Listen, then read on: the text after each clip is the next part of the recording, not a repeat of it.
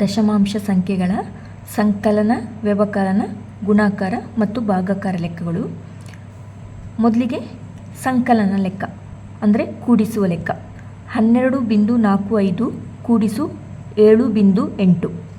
ಇದನ್ನ ಮೊದಲಿಗೆ ಸರಿಯಾದ ಕ್ರಮದಲ್ಲಿ ಬರ್ಕೊಳ್ಬೇಕು. 12.45 ಅಂತಿದೆ.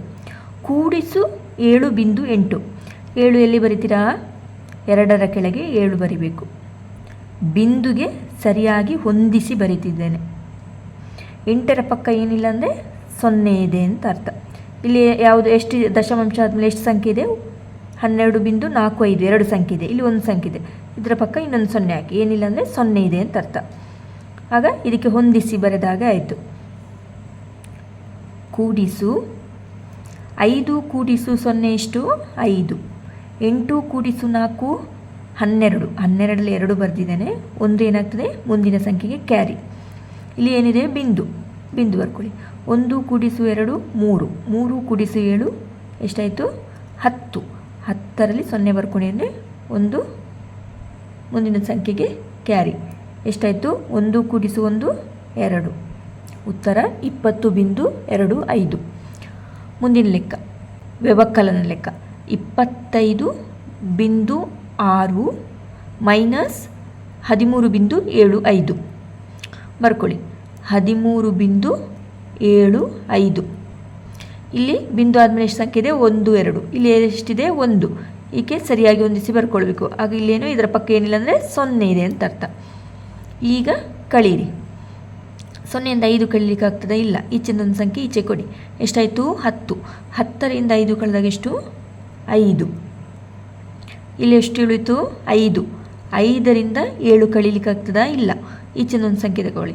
15ರಿಂದ 7 ಕಳೆದಾಗ ಎಷ್ಟು? 8. ಇಲ್ಲಿ ಏನಿದೆ? ಬಿಂದು. ಇಲ್ಲಿ ಎಷ್ಟು? ಈಗ 4 ಇದೆ. ಈ ಕಡೆ ಒಂದು ಕೊಟ್ಟಿದ್ದೇವೆ ಅಲ್ಲ, ಇಲ್ಲಿ ಎಷ್ಟು ಉಳಿದಿದೆ? 4. 4ರಿಂದ 3 ಕಳೆದಾಗ 1.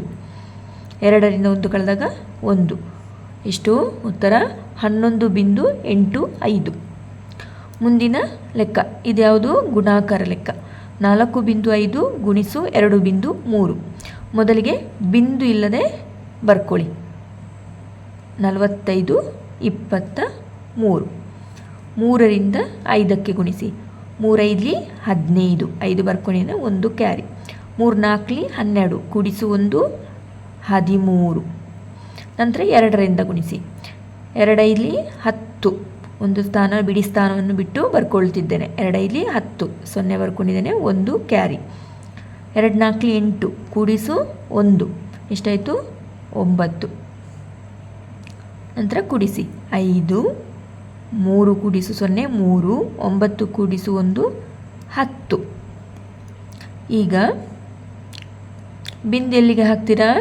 ಈಗ 4.5 ಇದರಲ್ಲಿ ಬಿಂದು ಆದಮೇಲೆ ಎಷ್ಟು ದಶಮಾಂಶ ಸಂಖ್ಯೆ ಇದೆ? 1. 2.3ರಲ್ಲಿ ಎಷ್ಟಿದೆ ದಶಮಾಂಶ ಸಂಖ್ಯೆ? ಬಿಂದು ಆದಮೇಲೆ 1. ಒಟ್ಟು ಎಷ್ಟು? 2 ದಶಮಾಂಶ ಸಂಖ್ಯೆ. ಈಗ ಬಿಂದು ಹೇಗೆ ಹಾಕ್ತೀರಾ? ದಶಮಾಂಶ ಬಿಂದು ಆದಮೇಲೆ ಎಷ್ಟು ಸಂಖ್ಯೆ ಇರಬೇಕು ಅಂತ ಹೇಳಿದೆ? 2. ಆಗ ಇಲ್ಲಿ ಹಾಕ್ತೀರಾ. ಆಗ ಯಾಕೆ ಬಿಂದು ಆದಮೇಲೆ ಎಷ್ಟು ಸಂಖ್ಯೆ ಬರಬೇಕು? 1 2 ಬಂದಿದೆ. ಕರೆಕ್ಟ್. ಮುಂದಿನ ಲೆಕ್ಕ 15.75 ಭಾಗಿಸು 1.5 ಅಂತಿದೆ. 15.75 1.5ರಿಂದ ಭಾಗಿಸಬೇಕು. ಮೊದಲಿಗೆ ಇದನ್ನು ಬಿಂದು ಇಲ್ಲದೆ ಬರ್ಕೊಳ್ತೇನೆ. ಅಂದರೆ ಈ ಬಿಂದನ್ನು ಈ ಕಡೆ ಶಿಫ್ಟ್ ಮಾಡಿದ್ದೇನೆ. ಎಷ್ಟಾಯ್ತಾಗ? 15. ಇದನ್ನು ಮಾಡಿದರೆ ಇದನ್ನು ಕೂಡ ಮಾಡಬೇಕು. ಆಗ ಇಲ್ಲಿ ಎಷ್ಟು? 1 ಸಂಖ್ಯೆ ಆದಮೇಲೆ ನಾನು ಬಿಂದನ್ನು ಶಿಫ್ಟ್ ಮಾಡಿಕೊಂಡಿದ್ದೇನೆ. ಆಗ ಎಷ್ಟಾಯಿತು? ಅದು 15 ಅಂತಾಯಿತು.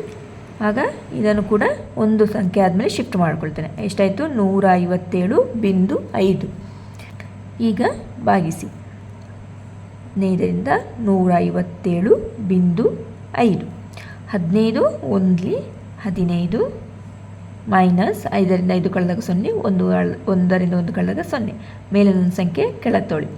15 ಎಷ್ಟು? 7 ಭಾಗಿಸಿ ಹೋಗ್ತದೆ? ಇಲ್ಲ. 15 ದೊಡ್ಡ ಸಂಖ್ಯೆ, 7 ಚಿಕ್ಕ ಸಂಖ್ಯೆ. ಹಾಗೇನು ಮಾಡ್ತಾರೆ? ಮೇಲೊಂದು 0 ಕೆಳಗೊಂದು 0 ಹಾಕಿ. 7ರಿಂದ 0 ಕಳೆದಾಗ ಎಷ್ಟು? 7. ಮೇಲೊಂದೊಂದು ಸಂಖ್ಯೆ ಕೆಳಗೆ ತಗೊಳ್ಳಿ. ಇಲ್ಲಿ ಏನಿದೆ ಬಿಂದು ಇದೆ, ಆಗ ಇಲ್ಲಿ ಕೂಡ ಬಿಂದು ಹಾಕ್ಕೊಳ್ಬೇಕು. 15 ಎಷ್ಟಲಿ 75, 15 5ಲಿ 75 ಮೈನಸ್ 5ರಿಂದ 5 ಕಳೆದಾಗ 0, 7ರಿಂದ 7 ಕಳೆದಾಗ 0. ಎಷ್ಟು ಭಾಗಲಬ್ಧ 10.5.